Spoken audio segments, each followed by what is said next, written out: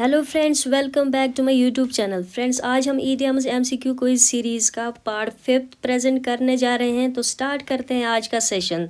The first one of today's session is the idiom to have a finger in every pie. इस idiom का मतलब क्या होता है? तो पहले यहाँ पर ऑप्शंस है, इनको डिस्कस करते हैं। Option A is to be greedy, लालची होना। Option B is to be involve in many activities, यानी बहुत सारे कामों में मुलविस होना, इन्वॉल्व होना। Option C is to be confused, यानी उलझन में होना। And option D is to avoid responsibility, जिम्मेदारी से बचना। And the right explanation of this very idiom is option B.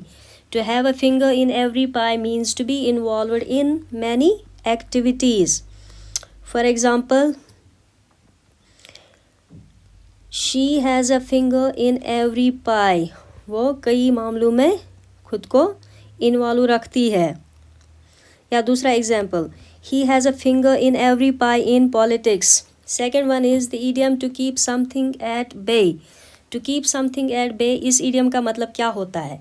Option A is to maintain distance, दूर रखना या दूर करना। Option B is to welcome warmly, दिल से किसी को वेलकम करना, खुशामद करना। Option C is to destroy completely, मुकम्मल तौर से ख़त्म करना। And option D is to ignore casually, ignore करना। And the right explanation is option A. To keep something at bay means to maintain distance, दूर करना या दूर रखना।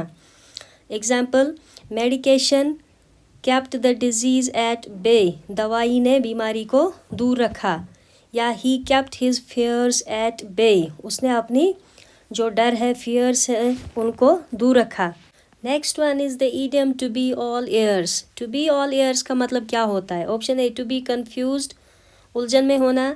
टू लिसन अटेंटिवली, पूरी तवज्जो से सुनना, ध्यान से सुनना। Option C is to overhear, यानी चुपके से सुनना। And option D is to argue loudly, ज़ोर से बहस करना। And the right answer is option B. To be all ears means to listen attentively, किसी की बातों को तवज्जो से सुनना। For example, tell me, I am all ears. Yeah, students were all ears during my lecture. Next idiom is to smell a rat. To smell a rat का मतलब क्या होता है? Option A is to sense something wrong, यानी कुछ गड़बड़ महसूस करना। Option B is to investigate deeply, पूरी तरह से जांच करना, गहराई से जांच करना। Option C is to accuse openly, सरेआम किसी को इल्ज़ाम देना। And option D is to ignore danger, खतरे को इग्नोर करना। And the right explanation is option A. To smell a rat means to sense something wrong.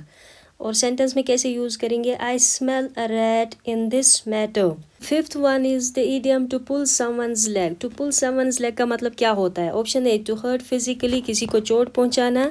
To joke और tease, हंसी मजाक में किसी को तंग करना। टू इंसल्ट बैडली, किसी की बेइज्जती करना। To deceive seriously, option D is किसी को धोखा देना। And the right answer is option B. To pull someone's leg means to joke और टीज। सेंटेंस में कैसे यूज़ करेंगे? I am just pulling your leg, don't be serious. Next idiom is to beat around the bush. To beat around the bush का मतलब क्या होता है? Option A, to avoid main topic, इधर उधर की बात करना, यानी सीधे टॉपिक पे नहीं आना। Option B is to argue aggressively, ज़ोर से बहस करना। To exaggerate is option C, बातों को बड़ा चढ़ा के पेश करना। Option D is to remain silent, यानी खामोश रहना, चुप रहना। And the right answer is option A. The idiom to beat around the bush means to avoid main topic. For example, don't beat around the bush, talk to the point. Seventh one is the idiom to hit the sack. To hit the sack का मतलब क्या होता है? Option A, to attack someone, किसी पर हमला करना। To go to sleep, सोने जाना। Option C is to relax mentally, relax करना। Option D is to quit job, नौकरी छोड़ देना, काम छोड़ देना। And the right answer is to go to sleep. To hit the sack means to go to sleep. Sentence में कैसे use करेंगे? I am tired, I will hit the sack. दूसरा option, he hit the sack early. Eighth idiom of today's session is to be under the weather. To be under the weather का मतलब क्या होता है? Option A is to be ill, बीमार होना। Option B is to feel angry, गुस्से में होना। Option C is to be confused, उलझन में होना, and option D is to feel lazy, यानी आलसी करना, सुस्ती महसूस करना, and the right answer is to be ill.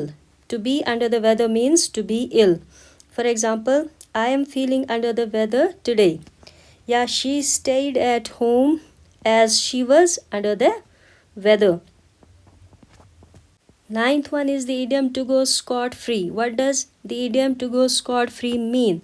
Option A is to escape punishment, सज़ा से बचना, to pay heavy fine, बहुत ज़्यादा जुर्माना पे करना, to feel guilty, गुनहगार महसूस करना, and option D is to run away secretly, चुपके से भागना, and the right explanation is option A, to go scot free means to escape punishment, जुर्म या गलती के बाद भी पेनल्टी ना मिलना, सज़ा ना मिलना, उसे कहते हैं टू गो स्कॉट फ्री। अब सेंटेंस में यूज़ कैसे करेंगे?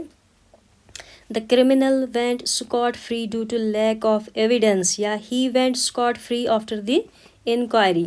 Last idiom of today's session is to be on the ball. To be on the ball, इस idiom का मतलब क्या होता है? Option A is to be alert and efficient, तेज़ और alert होना, यानी काम को smartly handle करना. Option B is to be confused, उलझा हुआ होना. Option C is to be careless, लापरवाह होना. Option D is to be aggressive, यानी गुस्सा होना, and the right answer is option A, to be on the ball means to be alert and efficient. For example, our manager is really on the ball, stay on the ball during the exam. ये इसके sentences हो गए. So this was all from today's session. Hope you enjoyed it. Thank you for watching. Have a nice day.